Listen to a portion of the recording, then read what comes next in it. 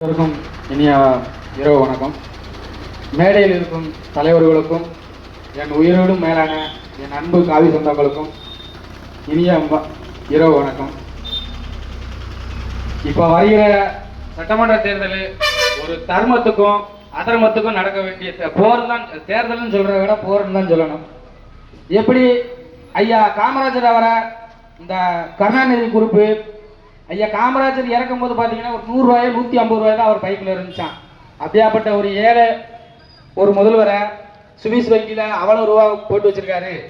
அவர் கருவாட்டுக்காரி மவன் எருவ மாட்டு தோலை அப்படின்னு எவ்வளவுக்கு எவ்வளவு கீழ்த்தரமாக பேச முடியுமோ அதை விட அதிகமாக கீழ்த்தரமாக பேசி அவரை தோக்கடிச்சு இந்த தமிழகம் தோக்கடிச்சிச்சு. அன்னைக்கு விழுந்த தமிழகம் நம்மளும் எப்படியாவது மேலே எதிர்த்து வந்துடணும்னு பார்க்க மேலே எதிர்த்து வர முடியல.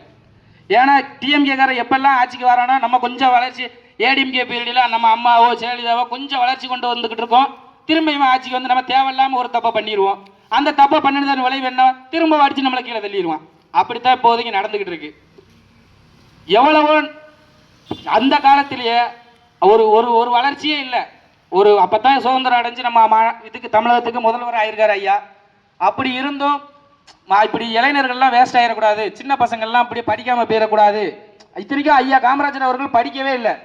படிக்காமலே அவருக்கு அதெல்லாம் தோணியிருக்கு, நம்ம தான் படிக்கலை இவங்கெல்லாம் படிக்கணும் அப்படின்னு சொல்லி ஊருக்கு ஒரு தொடக்க பள்ளி, ஒவ்வொரு பஞ்சாயத்துக்கும் ஒரு நடுநிலை பள்ளின்னு மாணவர்கள் படிக்கணும் குழந்தைகள் படிக்கணும்னு சொல்லி எல்லா ஊருக்கும் பள்ளிக்கூடம் கட்டி வச்சார். சரி பள்ளிக்கூடம் கட்டி வச்சுட்டோம், மாணவர்கள்லாம் வராங்களா குழந்தைகள்லாம் படிக்க வராங்களான்னு கேட்டால் இல்லை, அவங்க வீட்டில் பெற்றவங்க அனுப்ப மாட்டேங்காங்க, ஏன்னா குழந்தைங்கள்லாம் பட்டினியாக இருக்கும் அப்படின்னு. சரி அப்போ உடனே சாப்பாடு போட்டால் எல்லாம் அனுப்பிடுவாங்களேன்னு சொல்லி மதிய உணவு திட்டத்தை கொண்டு வந்தார். இப்படி அப்பவுமே அந்த காலத்திலேயே சரி குழந்தைலாம் படிக்கணும். இப்போ எல்லாரும் இப்போ படித்து இதெல்லாம் கொஞ்சம் வேலையில் இருக்குன்னா அது ஐயா காமராஜரால் தான் எல்லாருமே இப்போல்லாம் தமிழ்நாட்டில் இருக்கும். இல்லைன்னா வந்திருக்க முடியுமா? கருணாநிதி மட்டும் அப்பவுமே ஆட்சிக்கு வந்திருந்தாருன்னா மதுக்கடையெல்லாம் தான் திறந்துருப்பார். அவரை வந்து எல்லாம் இந்த இப்போ நூலகம், கலைஞர் பேருந்து நிலையம். ஆனால் கலைஞருக்கு கரெக்டான பேர் என்னன்னா சாராய கடை, கலைஞர் சாராய கடை, கலைஞர் மது கடை. இது வச்சா பொருத்தமா இருக்கும். ஐயா காமராஜர் பேரை வைக்க வேண்டிய நூலகத்துக்கு போய் கலைஞர் நூலகத்தை வைக்கலாமா? அவர் என்ன திறந்தாரு? மதுக்கடைகளை திறந்தாரு. அதை நம்ம இல்லைன்னே சொல்லவே முடியாது. கருணாநிதி தான் பிறந்த மாதிரி மு க ஸ்டாலினும் அதை நிரூபிச்சுக்கிட்டு இருக்காரு. மணமயில் மன்றம்னா ஒயின் ஷாப்புக்கு பேர் தான் மணமயில் மன்றம். இவர் பேர் மாத்திருக்காரு. ஏன்னா இவங்க ஸ்டிக்கர் அரசாங்கம் தானே. ஸ்டிக்கர் அரசாங்கம் எப்பயும் ஸ்டிக்கர் விட்டுறது தானே. மணமயில் மன்றமா, ஏன்னா சாராய கடைகளை போனா நம்ம சந்தோஷமா இருக்கலாமா. ஐயா அந்த காலத்திலே காமராஜர் ஐயா எல்லாரையும் படின்னு சொல்லி பள்ளிக்கூடத்தை திறந்து வச்சாரு. இந்த கருணாநிதியில இருந்து மு க ஸ்டாலின் வரைக்கும் நீ குடின்னு ஒயின் ஷாப்பா திறந்துக்கிட்டு இருக்காங்க.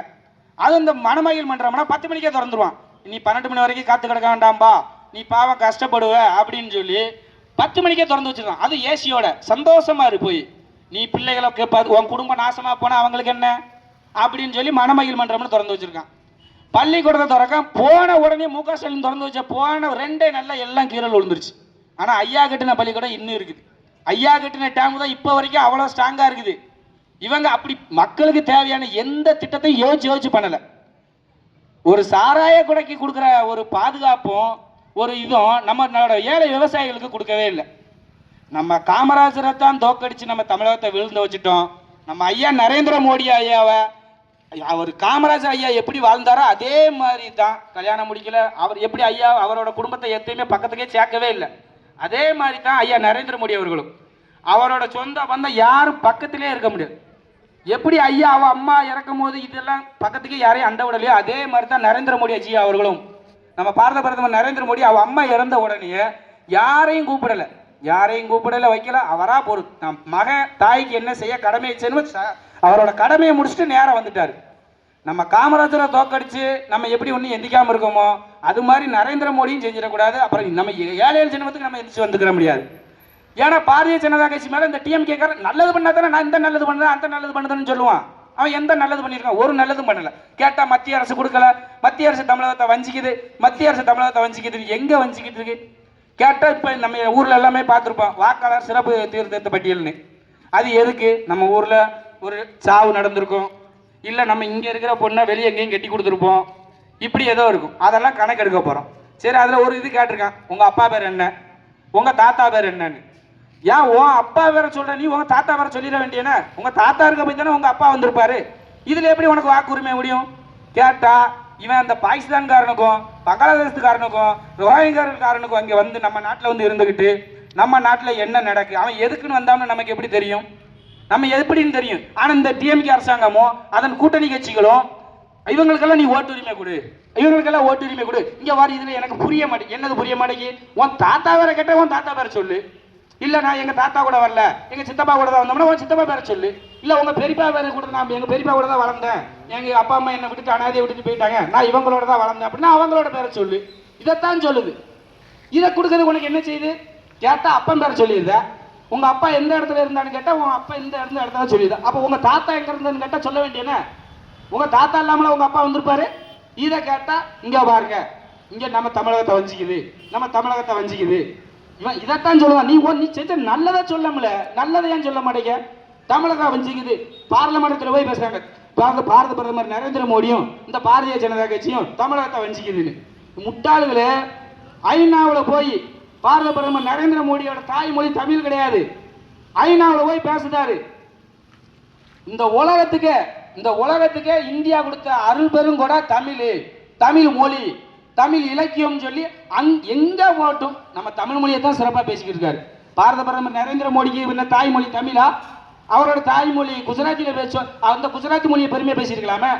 இல்ல இவங்க ஹிந்தியை திணிக்காம சொல்றாங்க, அந்த ஹிந்தியை போய் பேசலாமே. லண்டன்ல திருவள்ளுவருக்கு செலவு வச்சிருக்காரு. அமெரிக்கா பல்கலைக்கழகத்தில் தமிழுக்கு இருக்கையை வாங்கி கொடுத்துருக்காரு. மலாயா பல்கலைக்கழகம் ஒரு பல்கலைக்கழகத்தில் திருவள்ளுவரோட சிலையை வச்சிருக்காரு. இப்படி எங்க போனாலும் எங்க ஏதாவது ஒரு உதாரணம் சொல்லணும்னா தமிழ் மொழியை தான் சொல்லுறாரு. அப்ப அவர் எப்படி தமிழகத்தை வஞ்சிப்பாரு? இவனுக்கு கொடுக்குற நிதியை அதுக்கு செலவு பண்ணாம இவங்க ஆடம்பரமா வச்சுக்கிட்டு செலவு பண்ணிக்கிட்டு இருக்க வேண்டியது. நம்ம ரயில்வே இந்த பட்ஜெட்ல ரயில்வேக்கு ஒண்ணுமே இல்லை, எதுவுமே இல்லைன்னு சொன்னாங்க. மெட்ரோ ரயிலுக்கு ஒரு 50 பைசா கூட மத்திய அரசு கொடுக்க வேண்டிய நிதி எல்லாத்தையும் கொடுத்துட்டாங்க. இப்போ லாஸ்டா கூட 10,538 கோடி ரூபாய் கொடுத்துருக்காங்க. சரி, ரயில் நிலையத்தெல்லாம் பெருசாக்கி நம்ம தமிழகத்தை இதாக்குவோம் அப்படின்னு சொல்லி கேட்டா 4,500 ஹெக்டேர் நிலத்தை கேட்டிருக்காங்க. இவங்க அந்த நிலத்துக்கு இவ்வளவு 1,538 கோடி ரூபாய் கேட்டிருக்காங்க. மத்திய அரசு அதை அப்படியே விடுவிச்சிருச்சு. நீ ரூபாய் வாங்கிட்டல, அது மாதிரி அந்த இடத்த கொடுக்கணும். இடத்த கொடுத்தா தானே நம்ம விரிவாக்கம் பண்ணி டிஜிட்டல் மயம் ஆக்க முடியும். ஆனா இவங்க அதை செய்யவே இல்லை. எல்லாம் வாங்கி வாங்கி ஆட்டையை போட்டார்.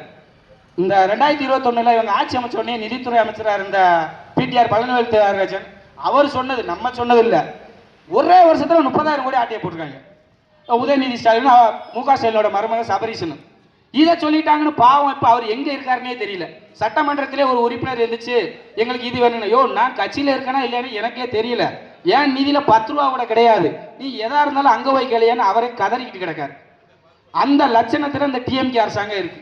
இந்த ஊர்லயுமே பார்த்துக்கோங்க, இந்த டிஎம்கே அரசாங்கம் மக்களுக்கு என்ன நல்லது பண்ணியிருக்கு? 100 நாள் வேலை வாய்ப்பு திட்டத்தில் துட்டு கொடுக்கலனே ஏமாத்திக்கிட்டு இருந்தாங்க. அந்த நிதியை வாங்கித்தான் இவங்க ஆடம்பரமா செலவு பண்ணது. இப்ப மோடி அரசாங்கம் என்ன சொல்லுது? 100 நாள் இருந்த வேலை வாய்ப்பு 100 நாள் மட்டும்தான் கொடுத்தா 125 நாள் ஆகிருக்கு. இவ்வளவு நாள் வாரத்துக்கு இப்ப ஒரு தடவை சம்பளம் அது அவங்க அக்கௌண்ட்லயே போட்டு விட்டுருவோம்.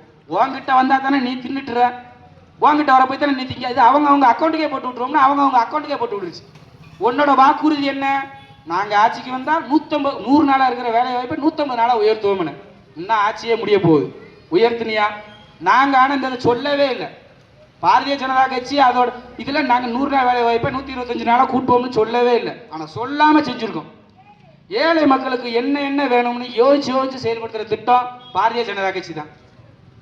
பாரதிய ஜனதா கட்சி மட்டும்தான், பாரதிய ஜனதா கட்சி தமிழகத்துக்கு வந்தாதான் நம்ம எல்லாம் செழிச்சு வளர முடியும். ஏன்னா நல்ல ஒரு இதை யோசிச்சு பாருங்க, காங்கிரஸ் ஆட்சி இருந்துச்சுன்னா பாகிஸ்தான் செழிச்சு வளருவான், நமக்கு ஈக்குவலாவே வந்துகிட்டே இருப்பான். ஆனா பாரத பிரதமர் நரேந்திர மோடி வந்ததுக்கு அப்புறம், பாரதிய ஜனதா கட்சி வந்ததுக்கு அப்புறம் அவன் கஞ்சிக்கே வழி இல்லாமல் சுத்திட்டு இருக்கான். அங்கங்க பிச்சை கேட்கான். அவன் அந்த பிரதமரே சொல்லுதாரு, யோ எங்க போனாலும் நான் கடன் கேட்டவன காரி துப்புதாங்கய்யா அப்படின்னு சொல்லி. காங்கிரஸ் ஆட்சியில் இருக்கும்போது அவன் பணக்காரனா இருக்கான். எப்படி இருக்கான்? அது எல்லாம் இங்க இருக்கும். இந்த காங்கிரஸும் டிஎம்கே இருந்தாங்கன்னா தீவிரவாதிகள் வந்து செழிச்சு வளருதான். நீங்க நல்லா யோசிச்சு பாருங்க. காங்கிரஸும் இந்த டிஎம்கே ஆட்சியில் இருக்கும் போதெல்லாம் இந்த தீவிரவாதிகள் வந்து பயம் இல்லாமல், தீவிரவாதிகளாக இருக்கட்டும், ரவுடிகளாக இருக்கட்டும், பெண்களுக்கு எதிரான குற்றம் பண்றவங்களா இருக்கட்டும், சூப்பரா செழிச்சு வளருவான். அப்புறம் நம்மளை தான் இந்த காவல்துறையும் அவன் தப்பு பண்ணியிருப்பான், நம்ம போய் சொன்னா நம்மளை தான் ஆக்ஷன் எடுப்பாங்க. அந்த லட்சணத்துல இந்த டிஎம் அது இப்ப இருந்து இல்லை, அவங்க அப்ப இருந்து இப்ப வரைக்கும் இந்த டிஎம்கே அரசாங்கம் இந்த வேலையை தான் பார்த்துக்கிட்டு இருக்கு. தயவு செஞ்சு அனைத்து உறவுகளும் நீங்க வருகிற 2026 சட்டம் ஒரு 30, 40, 50 நாளைக்குள்ள தான் இருக்கும். நம்ம காமராஜரோட ஆட்சி வேணும்னு நினைச்சீங்கன்னா பாரதிய ஜனதா கட்சியும் அதன் கூட்டணி கட்சிகளையும் ஆதரிக்கணும்னு பணியோடு கேட்டுக்கொள்கிறேன். நன்றி, வணக்கம். பாரத் மாதா கி ஜெய்.